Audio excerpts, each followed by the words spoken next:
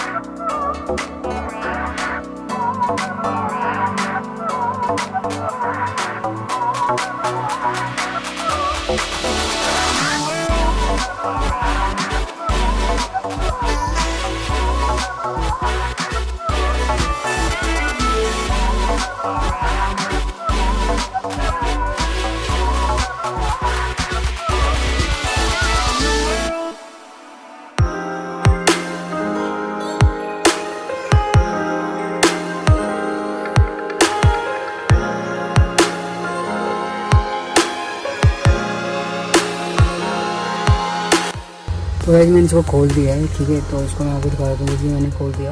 तो इसमें ये डिस्प्ले है, तो ये डिस्प्ले की बत्ती है। और इसमें जो प्रॉब्लम है आपको दिखा देता हूँ, बैटरी में प्रॉब्लम दिक्कत हो रही थी मुझे, शायद बैटरी की वजह से कुछ चल नहीं रहा था।